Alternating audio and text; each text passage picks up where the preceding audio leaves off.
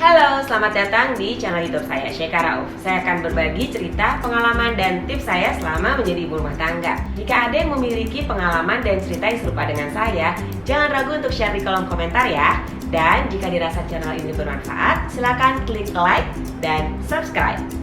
Ngomong-ngomong menjadi ibu rumah tangga, kayaknya hari gini wajib banget deh untuk melek investasi. Investasi itu sebenarnya banyak sekali ragamnya. Kali ini saya akan ngomongin investasi di pasar modal.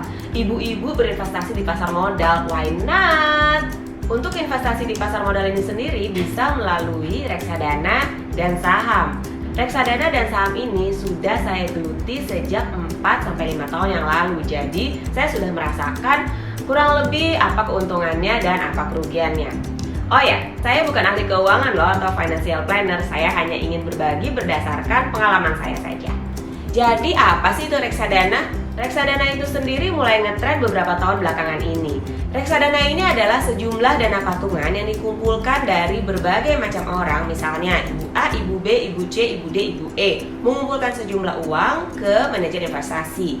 Kemudian manajer investasi inilah yang mengelola dana kita agar bisa menghasilkan profit atau return untuk kita. Manajer investasi ini bukan perorangan ya, jadi bukan seorang manajer, melainkan sebuah institusi yang biasanya memegang dana kelolaan yang sangat besar hingga triliunan rupiah.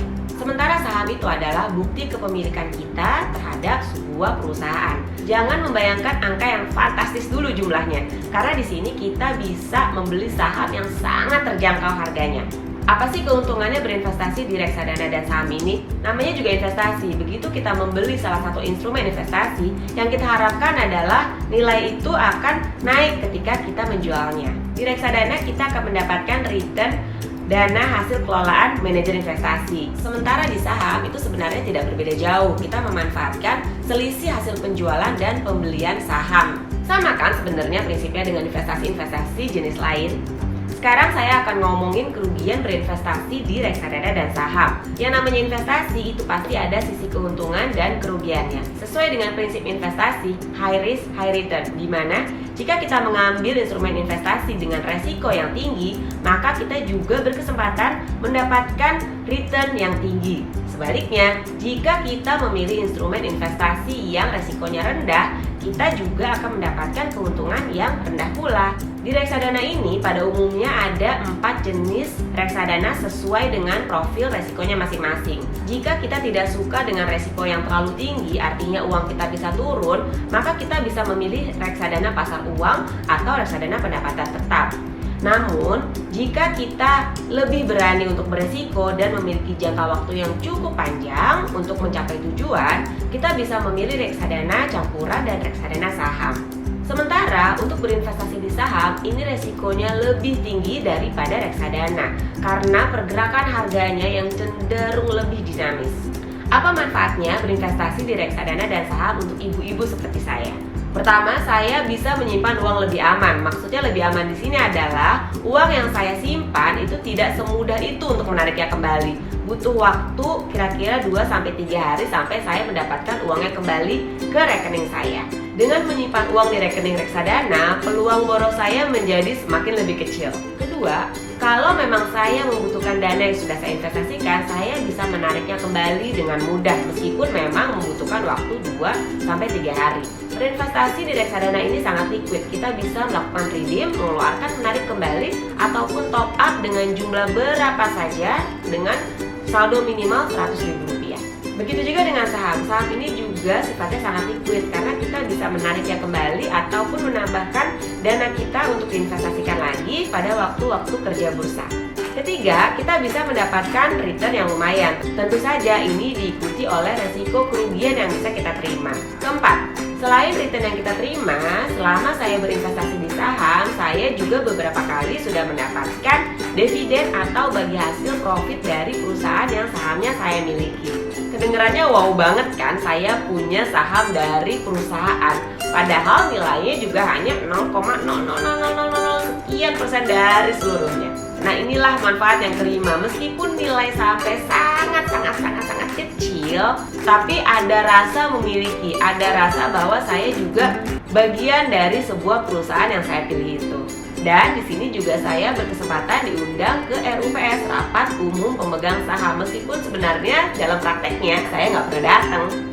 Manfaat keenam adalah berinvestasi di reksadana dan saham ini merupakan jiwa penyaluran shopping saya.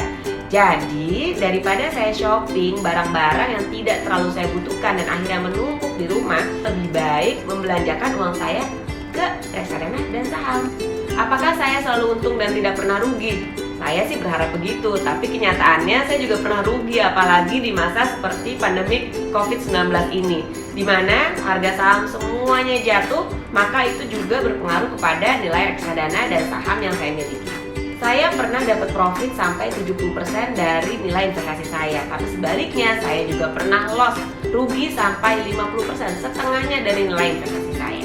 Sebetulnya nilai kerugian dan keuntungan ini jika kita tidak apa-apakan, jika kita diamkan saja, itu hanya berlaku di atas kertas. Namun memang efeknya sangat terasa di psikologis.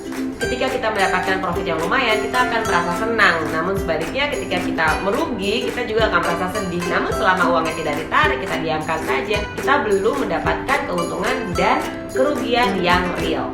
Lalu kemana jika ingin berinvestasi di reksadana dan saham? Pertama-tama, kita harus punya yang namanya rekening dana nasabah. Nah, ini bisa dibuka di penyedia jasa keuangan atau di manajer investasi yang dipilih.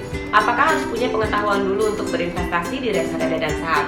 Harus, ini hukumnya wajib. Cari tahu dulu sebelum kita menyerahkan uang kita untuk dikelola orang lain. Jangan mudah sekali diiming-imingi atau tergiur dengan profit yang besar, karena di mana ada profit yang besar, di situ juga ada kemungkinan kerugian yang juga besar. Kenali dulu apa sih kerugiannya, apa resikonya. Banyak baca, nonton YouTube atau join di forum, atau jangan ragu untuk bertanya kepada orang yang sudah memulai investasi ini lebih dulu. Terus kalau berinvestasi di reksadana dan saham itu harus jadi orang kaya dulu ya? Kaya atau tidak ini relatif sebenarnya. Di reksadana itu sendiri dengan uang Rp100.000 kita sudah bisa berinvestasi. Sementara di saham dengan Rp100.000 pun kita sudah bisa membeli satu lot saham dari sebuah perusahaan. Jadi jika ingin berinvestasi di reksadana dan saham, jangan lupa tentukan tujuan dan jangka waktu untuk mencapai tujuan itu. Pastikan juga uang yang diinvestasikan itu bukan uang hasil pinjaman ya, tapi uang dingin, uang yang memang sudah dianggarkan untuk berinvestasi, dan juga bukan uang untuk membeli kebutuhan sehari-hari, apalagi untuk membayar tagihan. Mudah-mudahan video ini bisa memberikan sedikit pencerahan ya. Selamat berinvestasi. Sampai ketemu lagi di episode selanjutnya. Bye-bye.